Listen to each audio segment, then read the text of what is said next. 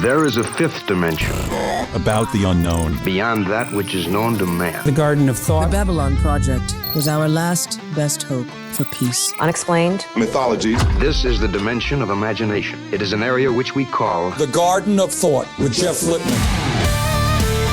Eventually, our sun will grow cold and go out. You're listening to something much bigger, something hidden in plain sight. It won't just take us. It'll take Marilyn Monroe and Lao Tzu and Einstein. All of us was for nothing unless we go to the stars. What you're about to learn will completely change the way you experience your mind, your thoughts, and yourself. Let's make sure that history never forgets the name. The Garden of Thought.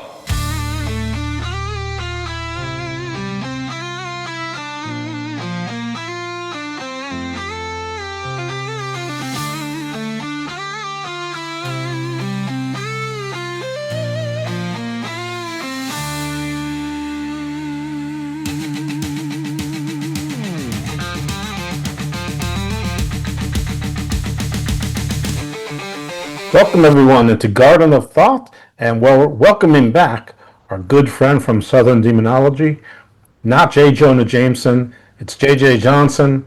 J. Jonah Jameson, I'm sure at another time. How are you, J.J.? I'm doing well. How are you doing? I'm doing well too. So we actually initially scheduled this show for a while back, and you had to reschedule. And then I didn't hear from you for a while, which is not terribly unusual, especially in the world of podcasting. But I had seen some of your more recent shows, which weren't that proximate to now, and it sounded like almost like you were worried about talking about things. I think people will understand where I'm going with this real soon, because the topic of today's shows are the many different names of the devil, and what should we make of those? What should we do with those? You know, what are the basis of them? Which have any degree of accuracy if you are inclined to believe in an actual devil, whether in a physical or an ethereal enough sense that they can manifest themselves in this world. I know JJ does. He's a devout Catholic. He's also a student of many things and has been on the show many times. He speaks and reads ancient languages and and obviously has a show called Southern Demonology. But you can probably tell people a little bit better than I can about yourself. I probably doubt that, but I'll give it a shot.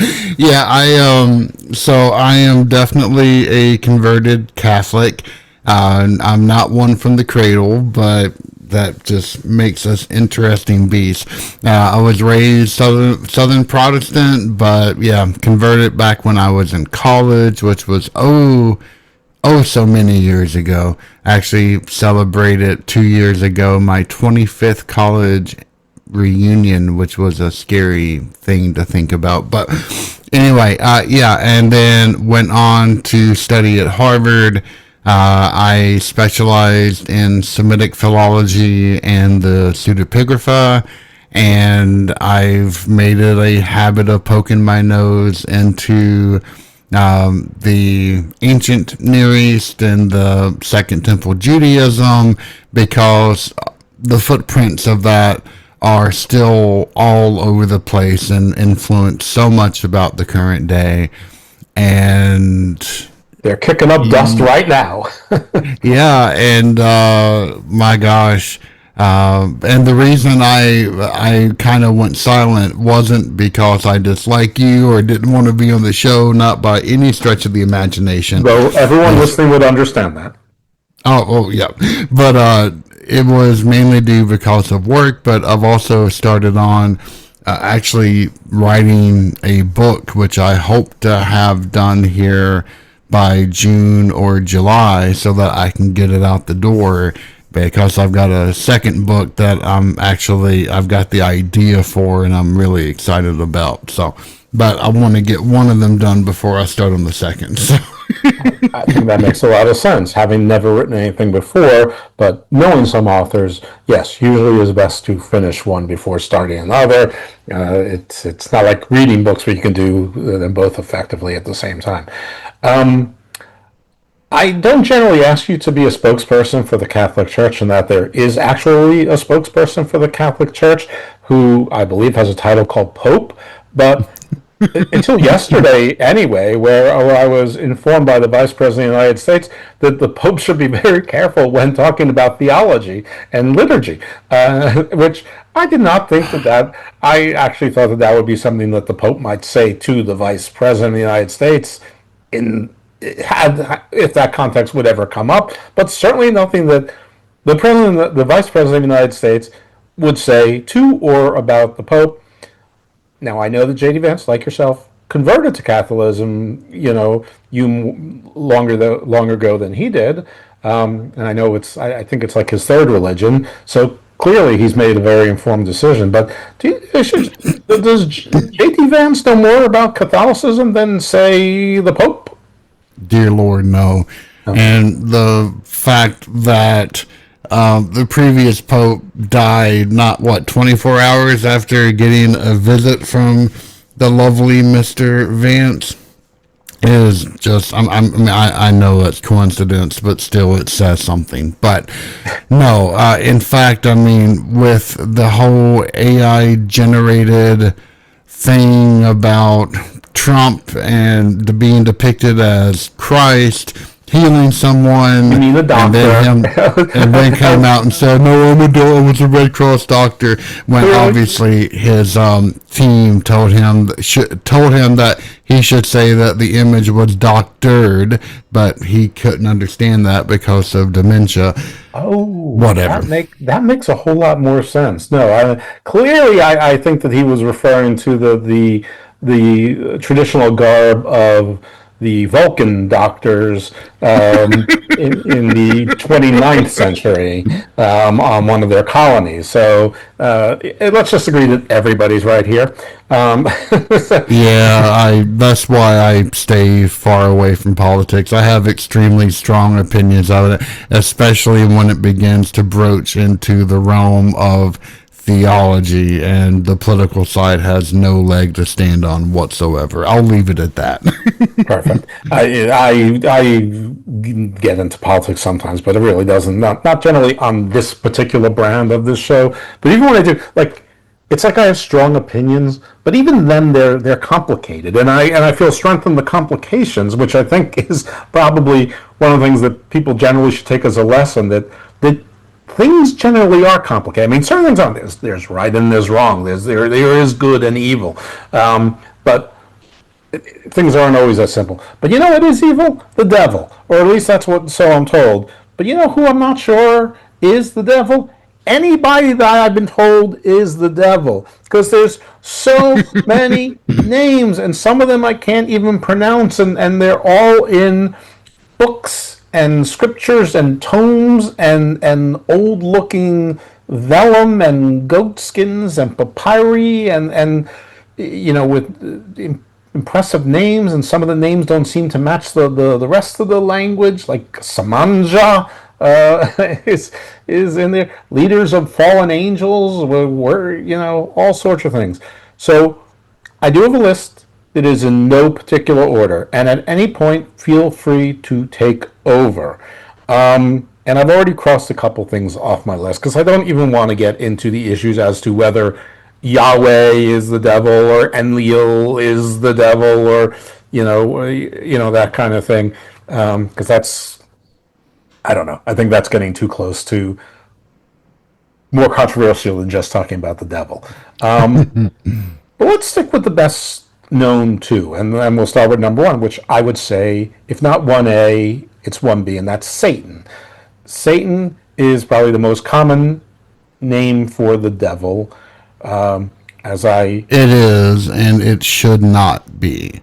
Okay. So it comes from so this is an example of a job role which then became a folk etymology, which then turned into a name. In fact, my most recent episode on Southern Demonology was all about, because I've had tons of people ask me, please do episodes on specific named infernal entities. I know. I want to prove I listened. I want to prove I listened. It was on Azazel, and it's pronounced Azazel, not Azazel. Azazel. But as opposed to the horrible Denzel movie, which pronounced it as Azazel, and that has always gotten under my skin. I liked Fallen. I like that the bad guy won. I like the cat walking away and it's talking. Just saying. But no. So in wait, Job, this is even stupid. I can't believe I'm sharing this with and interrupting you for this. But for 25 years, my own personal Mandela effect replaced the John Goodman role with Russell Crowe. And I'm walking around saying, that movie with Denzel Washington and Russell Crowe, and everyone's like, and by the time people figure out the movies, they're like, dude, Russell Crowe was not in that movie. Yeah, unfortunately, Russell Crowe did appear in The Pope's Exorcist, and that movie not only was horrible, but the main protagonist should have been the Vespa that carried around Russell Crowe's fat ass for that entire thing. But that's neither here nor there. Yeah, and listen, I'm not a skinny guy myself, so but you can look at me and tell I'm not. I mean, I'm anything but skinny. But dear Lord. Anyway, going back to Satan. So it originated from the Book of Job, of course, and there it's not Satan; it is Ha-Satan. Ha in biblical Hebrew, or just in Hebrew in general, is a prefix that means the. So it is the something. So what does Satan mean? It is a legalistic term that means chief prosecutor. So it is a function. During this time, because Job is one of the most ancient of ancient Near Eastern stories that was then adopted into the Hebrew canon. And then it later got a Hollywood ending with the whole fire tornado and Job getting another family, at the very end, etc. The original story did not have a happy ending whatsoever. But that's neither here nor there. So anyway, the book of Job depicts God and the chief prosecutor, which we now refer to as the devil's advocate, having a conversation about whether Job is truly a holy or righteous man, right? And it is from there that job title became folk etymologized into a name, Satan, and that is what we have today. And that is a very, very common occurrence. Folk etymologies are powerful because they make sense even if they have no basis in reality. For example, if you take the very common biblical quotation, as I walk through the valley of the shadow of death, right? Everyone knows this particular line. It's not actually the shadow of death, Salimoweth. That's what the folk etymology is. But if you actually look at earlier transcriptions, it really just means the really dark places. But that ending was then turned, it was a mistake, and it was by the Masoretics, and it was then copied down as Moeth, which means death, and so it became the Valley of the Shadow of Death. But it's really just the really dark, ominous valley. What's a Masoretic? The Masoretics were the scribal class which actually preserved the Hebrew Bible as we have it now. Until the Dead Sea Scrolls, the earliest copy of the Hebrew Bible that we had was from the 10th century CE. So 1,000 and some change, so not that long. But then when we got a hold of the Dead Sea Scrolls, which are dated to be before it was BCE, then we now have a more complete knowledge of how the canon has evolved from that 200 years before the birth of Christ, up until that earliest version that we had before then. Were they Jews? Yes, they were from the Dead Sea. Yeah, the Masoretics were a Jewish. I don't know which sect they belong to, but yeah, they are absolutely Jewish. And by and far, they did a phenomenal job preserving the text going forward.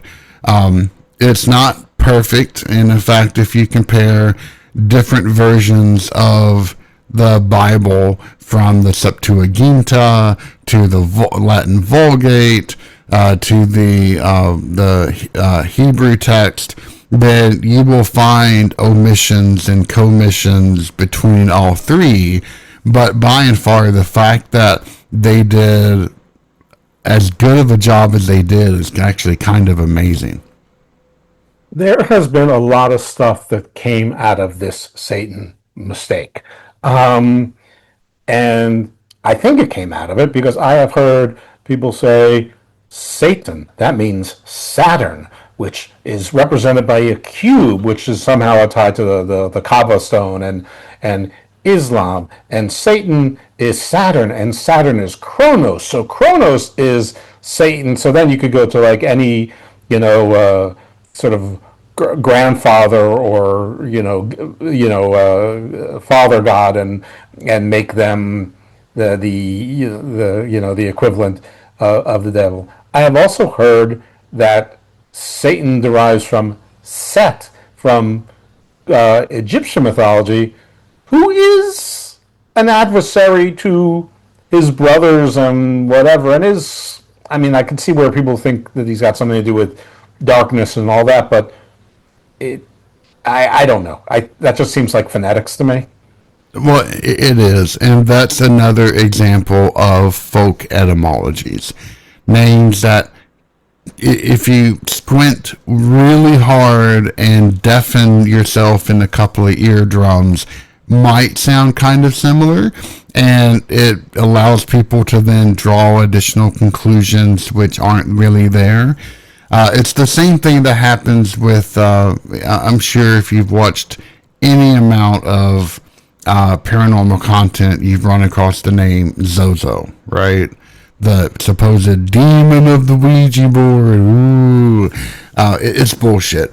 But they try to link Zozo with Pazuzu, which is a protector demon from Akkadian times, from Babylonia, and in order to give the name more credence, because, oh look, it's old, it's original, so therefore this must be a real thing, when it's nothing more than a creepypasta who has been given life by very desperate social media creators who just want additional money or invisible internet points, whichever one comes first.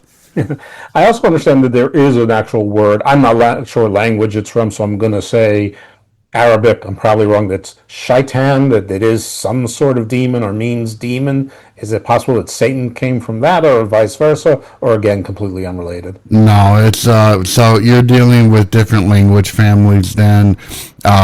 Hebrew belongs to the northwestern Semitic language family, whereas Arabic and Ethiopic and a few others belong to southeastern.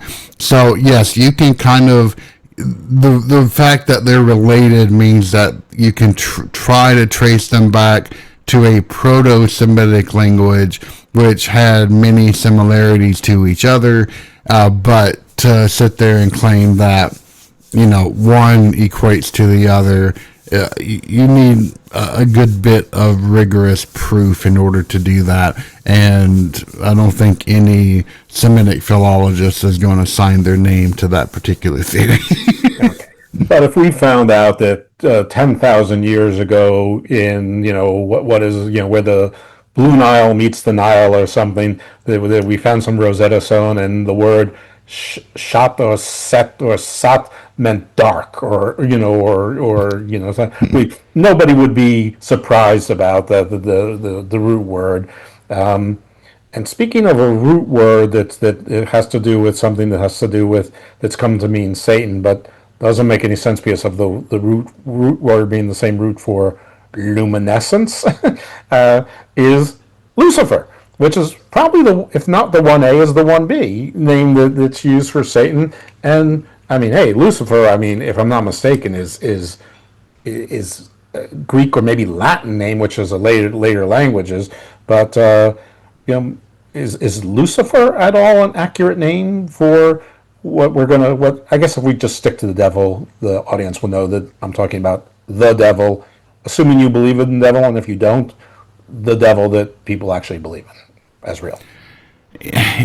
Really, Lucifer is another misnomer. Yes, it comes from a later language. I'm blanking on whether it's Greek or Latin. I'm pretty sure it's Latin. But regardless, that name kind of stuck because it harkens back to a passage of Isaiah which talks about the flashing of the evening star. And this kind of fed into the narrative that it kind of is reminiscent of Metatron from, and no, I'm not saying Megatron from Transformers. This is Metatron from the one of the later books of Enoch.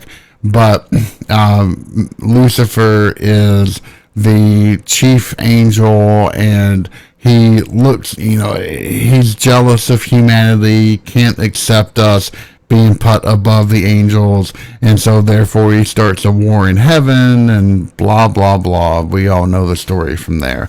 But yeah, it is not the original name, and I'm going to posit something which some people may believe, may not believe, I don't know, but it's from everything that I have studied in my 2.5-3 decade journey into this particular field.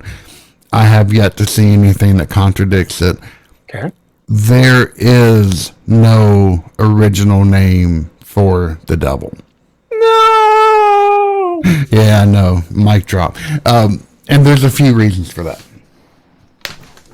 The first is that ancient Judaism did not have dualistic tendencies. It was a severe mono-religion. I'm not saying that ancient Judaism wasn't polytheistic, because it very much was. It recognized the existence of other deities, especially within the pantheon, but as the Decalogue says, thou shalt not have any other gods before me. Right. It didn't say you'll never recognize any other deities. It just means that I'm always going to be number one. I'm the father. I'm the head guy, right. And you'll give me honor above anybody else. I'm El, and they're the Elohim.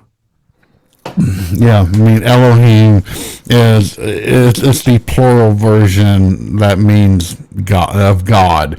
So the name of God is literally gods, and that's just one more kind of slam dunk in that area. But that's royal we. Come on. But so it may have been polytheistic in a sense, but everything, because God was the Father, everything came from God, and that meant all the good, all the bad originated from him. In fact, you'll find references to lying spirits or bad, all of these things, they still came from God. And that's just the way it was. It wasn't until, now there are maybe three possible theories as to why Judaism developed a dualistic tendency much later. And this is around the Babylonian exile up until, and this is what really defined what Second Temple Judaism is, which is post First Temple destruction, right?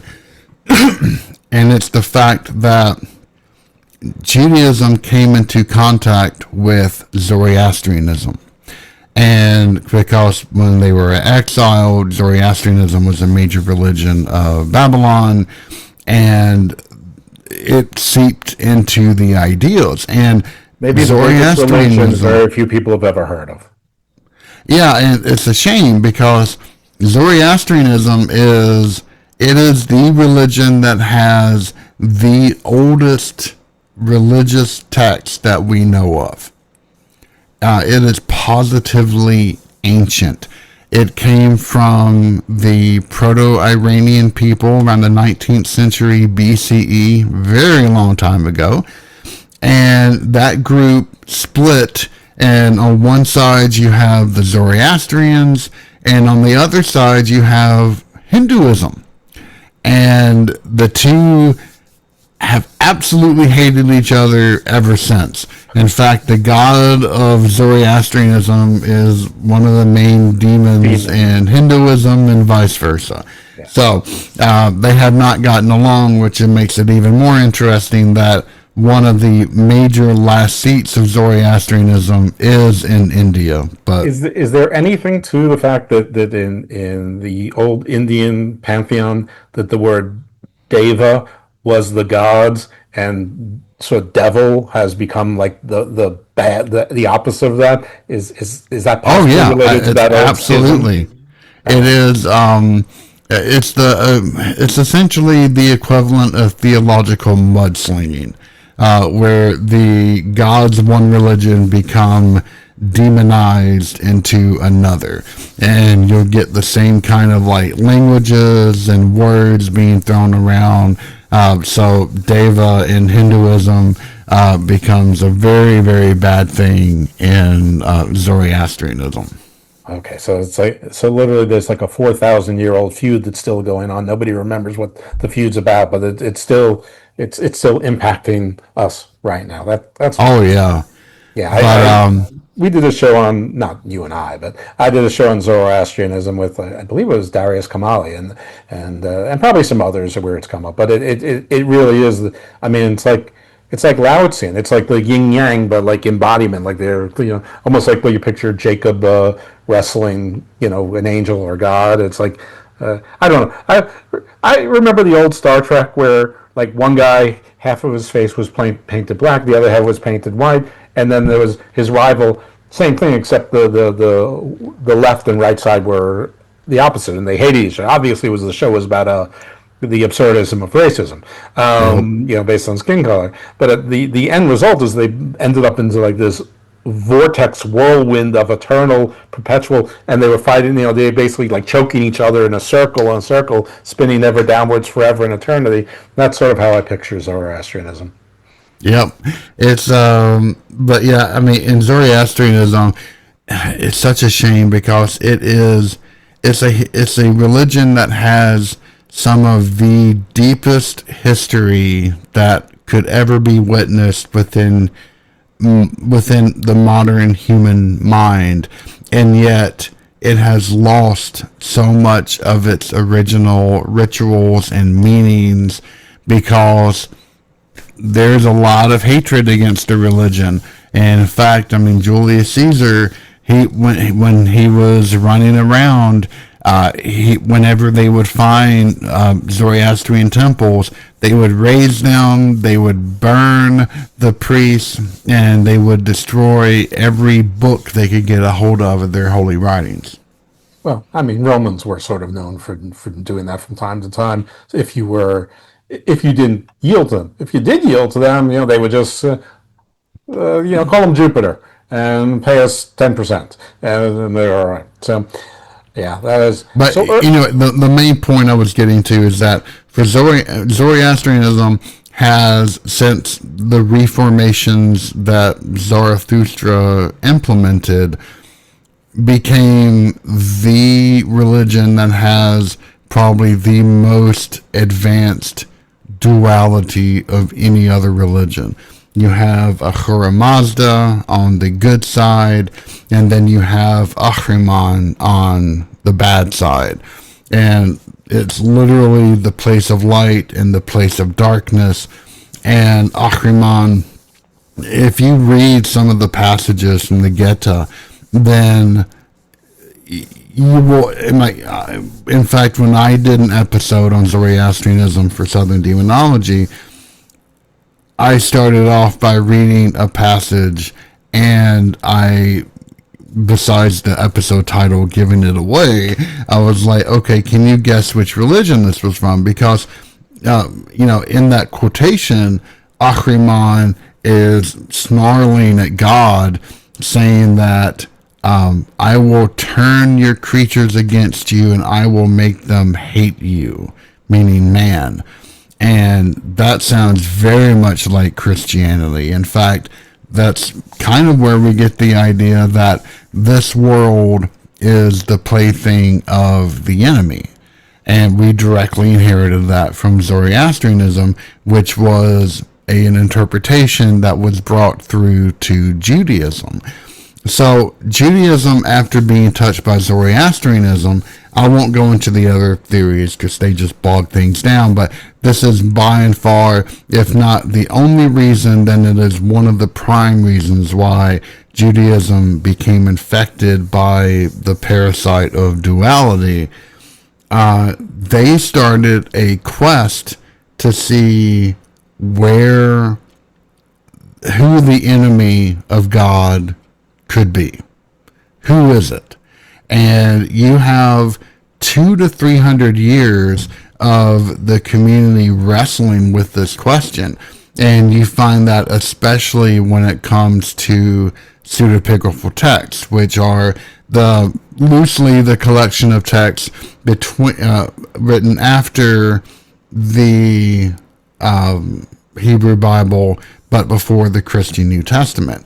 And we call it the pseudepigrapha, and I know we've done a whole episode about this, but it literally means false epitaphs. But it is people that were bringing on, assuming the names of much more holy, renowned individuals in order to give their theological choices credence. And if you look at like the Book of Enoch, then you will see that it posits two different choices. So it says that the leader of the Watcher is Semyachaz. But really, no, it's not Semyachaz. It's really Azazel. And Azazel, of course, comes from a forgotten ritual in Deuteronomy, which is where we get the idea of a scapegoat now.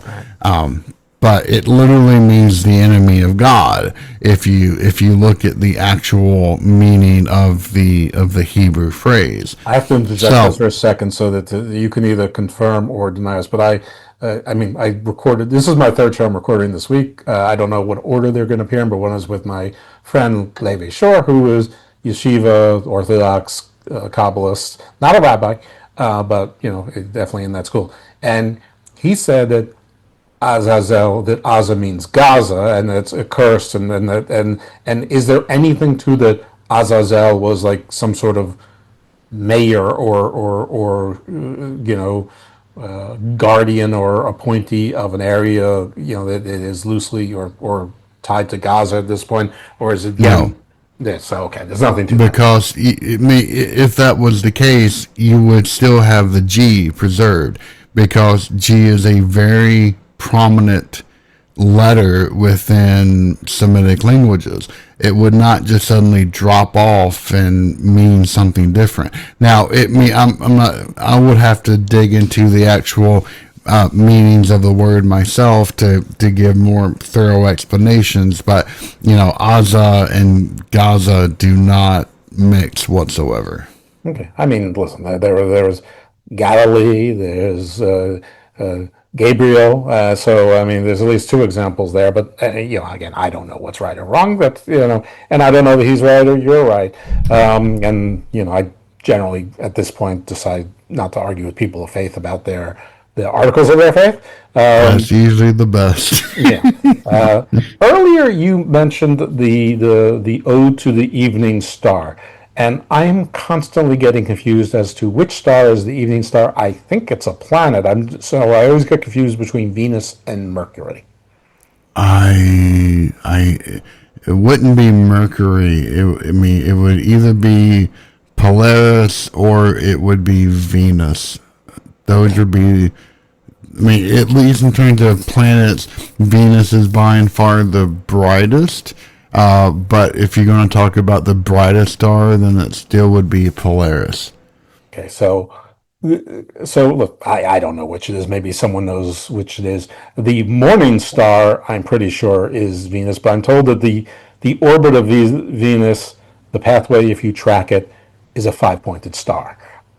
Again, I don't know if that's correct or not, and I don't know how somebody would know, because apparently it goes below the horizon, above the horizon, so I don't know how they were able to track that, before, being able to observe beyond their horizon from the vantage point. But, they did great mathematical and astrological feats. So in any event, so Venus is woman. Women are often associated with serpent and evil, and serpent and Satan the same.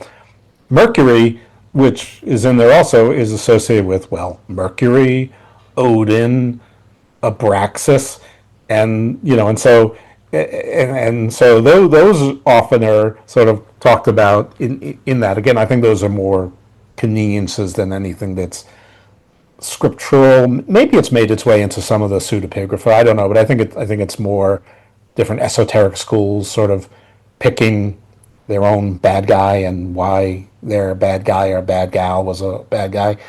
But it's interesting that you point out, yes, Azazel, and that's the other one I said, Semenja, but I don't know how to pronounce it. It's like there's you said there are different spellings because there are multiple versions of that have been preserved in classical Ethiopic, but now we also have, because Enoch and Jubilees are the two books of the pseudepigrapha which were considered canon during the Second Temple Judaism times, and so you do find different spellings of the leader of the Watchers across the Dead Sea Scroll writings and preserved in classical Ethiopic.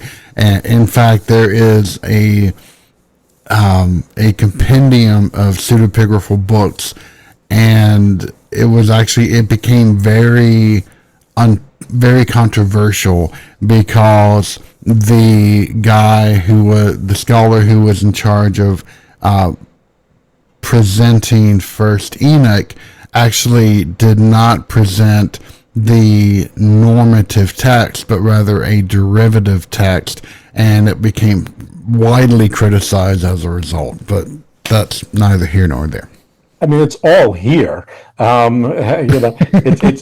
very interesting. I mean, I'm not going to doubt the motivation of any of these groups who put their time into writing these things and arguing about them. However, I don't think it's much different than it is today, that you start your own religion, you take basically 90% of existing theologies and then add 10% to it.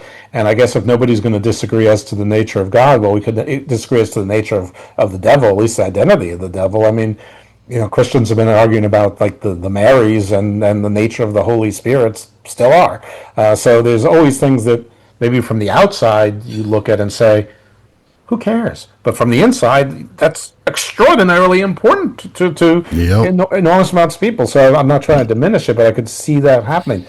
But even those two, and even the different spellings, aren't the only leaders of the Watchers or the revolt of angels. And sometimes there's loyal angels, revolting angels that thought about revolting but didn't, so they were just banished to Earth. And I've heard other names like Belial with an EL, which then I guess becomes Belial with an AL, which I know in some words means someone without value, or worthless. I've heard Samael, which a lot of times people like to, in certain areas like Gothic and whatever and horror, like to say Samael was, the first vampire, unless you decide that Cain was the first vampire or Lilith before Cain. I'm down with all of that. I'd like to make a case for Lazarus also while we're here. That's the end of my case. But and then I've heard Belial is Baal, and I swear today is the noisiest day ever in this place with extraneous noise. Belial is Baal, and also Beelzabub, and Beelzebub's the devil, which makes no sense because there's 7 princes of hell, and Beelzebub is one of them, but so is Satan, and so is Osmandius, which, if I understand the translation, basically means king of demons. So I don't know. I guess let's stick to other leaders of the Watchers or the revolt against God, whether they're Watchers or not. Is Belial, is Samael, are there any other names that we should be aware of? Yeah, because essentially anything that was a named entity in the Hebrew Bible was absolutely explored as the name of the enemy in one book or another. Now, in biblical Hebrew, in the Hebrew Bible, you won't find a name for a demon.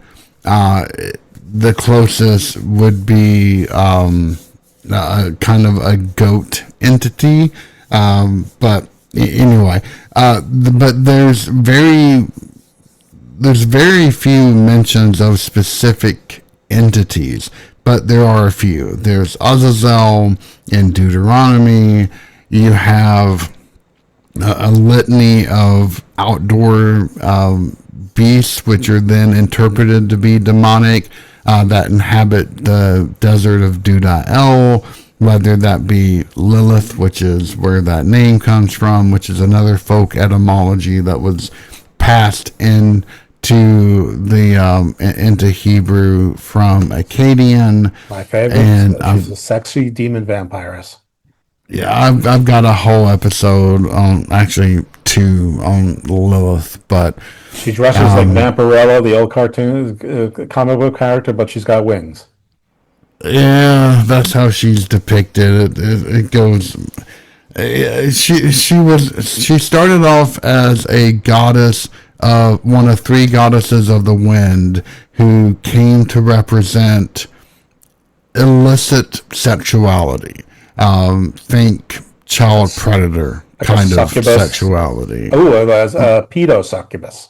Yeah, so she was depicted as being a very, very either older girl or way too young woman. And listen, that was naughty because back then, like 11 or 12 was marrying age. So exactly. So to think it was not a good.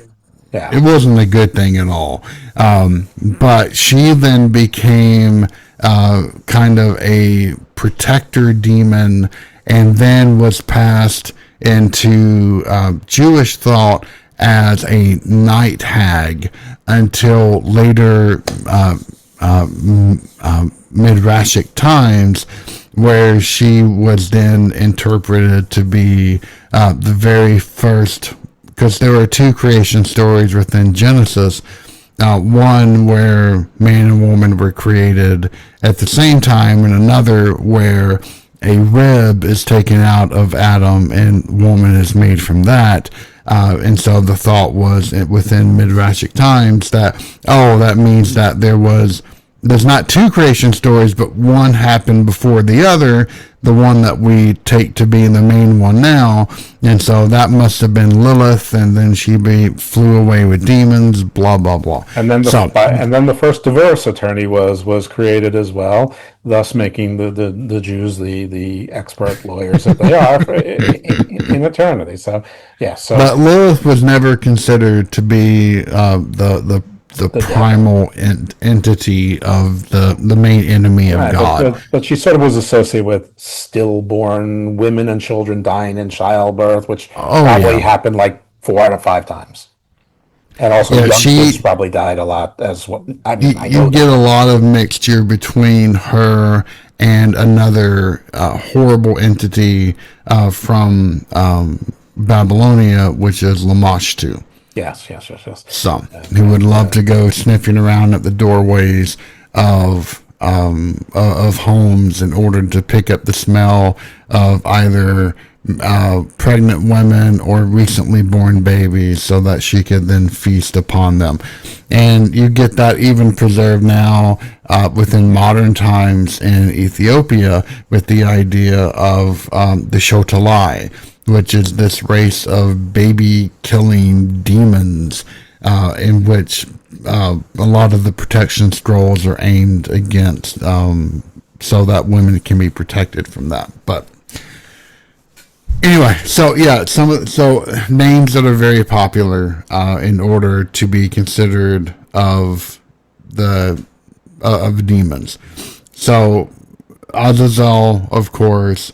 You have Beelzabub, which in Hebrew But doesn't the El mean of God? So what does Azaz mean if it's something of God? Like I know, like Michael is like closest to God or close next to God. It's Mikael, who is like God. Gabriel, mighty warrior of God. Raphael, healing power of God. Uriel, the light of God. And then you get into the more negative ones. Right, like Samuel is like the venom of God or poison of God. The gall of God. And the interpretation there, or this is what I've heard and I think I've learned, is that it probably meant poison of God, but when people started, because poison and venom are not the same thing, but the distinction here is that when people started using venom as God, that again it took us to a serpent, because serpents are venomous. And then, of course, Samael became the devil, because serpent, Samael, venom of God, of God, but again, sort of in that duality that under God, but, the unconquerable, because they're not supposed to be conquered by God, opposition, adversary, again, Satan. Yeah, Samael was never a serious contender, at least within Second Temple Judaism. It's a great name, the Gall of God. Absolutely love it, but yeah. What about everybody named Samuel? I mean, does the U really make a big difference there? It does, yeah. It makes a huge one. But anyway, so you have Belial, Beelzebub. Right, so Beelzabub, which is a Catholic god of the underworld, is probably actually either an underworld god of either healing or of plague, because his spirit animal was the fly. So I don't think too much positive can come out of that. But it becomes a major, like within several pseudepigraphal books, you'll find that his name is advanced as being the primary entity of God. And then you have Baal, which literally just means Lord, and then it's taken to be in other negative contexts. And then you have Belial, which is then brought into Greek and corrupted into Beliar, but those are both the same entity. So Baal and Belial are completely different than each other. So they have no connection whatsoever, but Belial they both currently lived in Belarus. And Beliar, they are the same entity. It's just a corruption from when it was brought into the Greek language versus from its original Semitic roots. Right. Be careful if you go to is it Minsk that's in Belarus, or is it Vilnius? I think it's Minsk. I have no idea. All right. I actually heard something a little bit more positive about Beelzebub, whatever, in that it was one of those jujitsus where, yes, he was Lord of the Flies, but that was like a good thing. He was when he came by, the flies shush, they went away, which meant he could preserve the crops and he would prevent plague. He was like a god of fertility and growth and preventing of plague, like a godlike scarecrow to get rid of all the bad things. And of course, because their side lost, or or at least in the books they did, he was converted into the bringer of those bad things, which I suppose is possible. I mean, it happens all the time. But the fact that you haven't come across that in your actual studies, and your studies are actual studies, not, some collection of dudes from YouTube, which is my studies. Maybe. Yeah, I've never heard of the idea that he could have been a deity of fertility. It's either of plague or it is of healing. Those are the two most likely origin stories. But regardless, he is a cathodic god, meaning he's an underworld god. Okay, since we're on him and he's one of the 7 princes of hell, of course, Prince of Darkness is also a term for saying, but I mean, I don't know. The only real issue I have with that one, I mean, it's all English, obviously, but Prince means that you're obviously not the king, so it's sort of a silly title to begin with. You should be the King of Darkness if you're the devil. But yeah, in fact, so this is something else I brought up in my methodology video that I produced, and it's called Before We Name Demons, and I outline a 7-step process of thinking of how to think about these things. And one of them is you have to consider the source and the time in which these names came about. And the times, it's not that the idea of these entities are cemented in time and they're unchanging. It is a feudalistic society will produce a feudalistic version of hell. Same thing for an imperial one. And you get this idea of, so in heaven, so below, so above, so below. That's not actually coded anywhere whatsoever. So, you get within much later times this idea of, princes of hell, presidents, commanders, chief and staffs, whatever it may be. Those are much later developments, and you won't find any source of that information except for within medieval grimoires from that particular time period. So, right, so we're talking elements of Virgil and Milton and Alighieri who are sort of coming up with this stuff, or making that stuff more famous from other people who came up with it in, whatever, from the year, let's just say 500 to 1500 to 80, right. Common Era. All right. So the 7 princes of hell, none of their names really stick. They don't really make sense because Leviathan is a sea monster in the Old Testament of no one's exactly sure what he is, though I did speak to one rabbi who said, well, we know he's kosher because that's what the tabernacle of the covenant is made of, which I have not gotten anyone else to duplicate insane.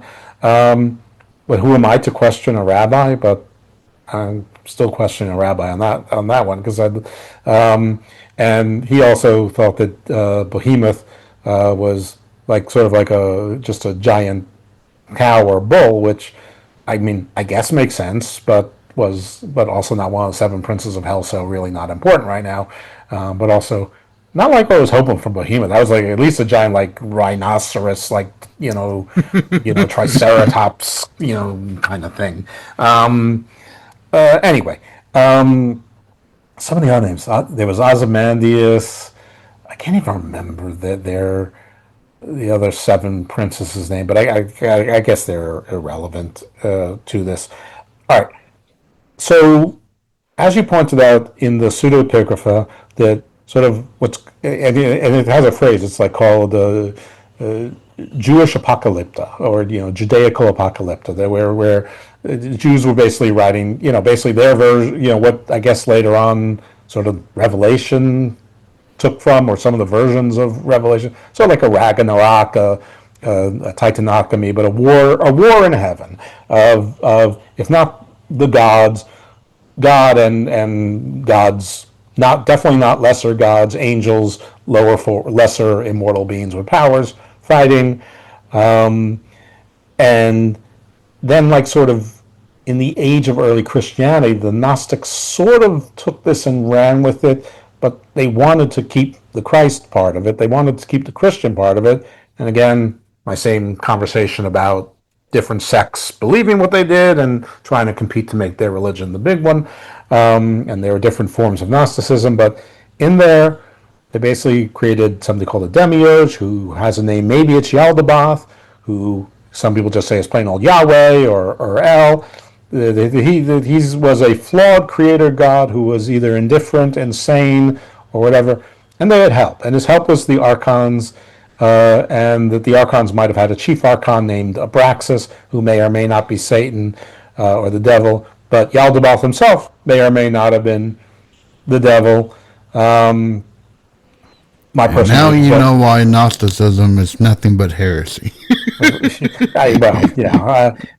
To me, my personal theory, based on exactly nothing, is the Abraxas was just sort of a tit for tat. Okay, folks, we're back from that little break. So I was pontificating on and on about, whether it's basically is the demiurge Yaldabaoth or Abraxas, are they possibly the devil? Within the context of Gnosticism itself, maybe. Outside of Gnosticism, no, not whatsoever. You think Abraxas was just added in to have a cool name for their top demon, or top archon? B.S. Metatron became a cool name for the top, worrying. Who only knows? I don't delve into the Gnostic side very much, so I cannot claim to have any particular valid knowledge on that side outside of Mandaeanism. And the winning name of the big evil is? There isn't one. Okay. JJ, where can people find you? They can find me at southerndemonology.com. Southern Demonology is a podcast that's been around since 2017.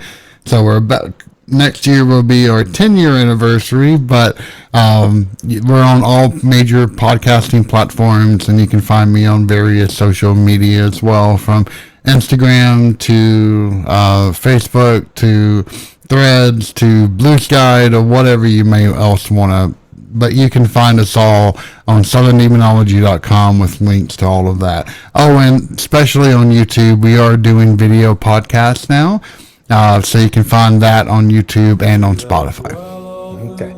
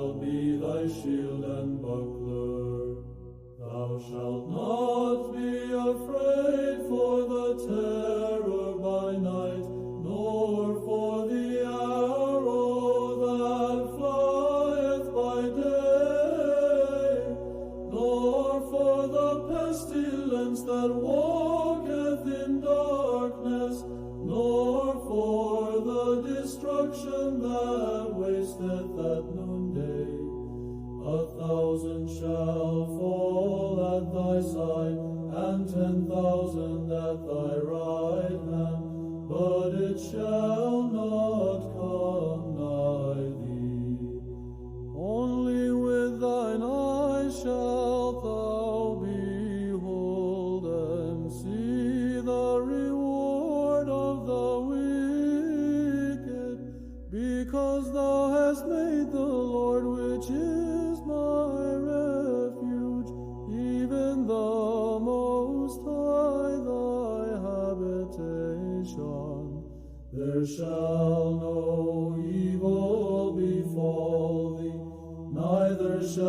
any plague come nigh thy dwelling. For he shall give his angels charge over thee, to keep thee in all thy ways.